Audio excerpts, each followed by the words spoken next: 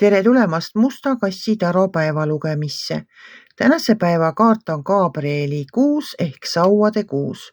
See on võidupärja kaart. See kaart räägib sellest, et teie senised pingutused kannavad vilja.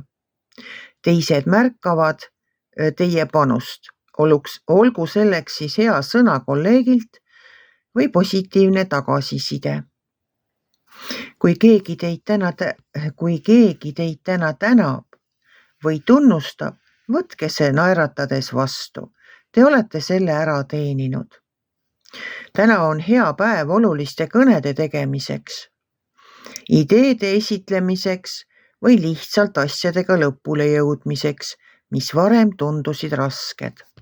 Kaart ise ütleb nii: palju õnne, oled teinud suurepärast tööd, aeg liikuda järgmise projekti juurde, auhinnad ja stipendiumid või edutamine.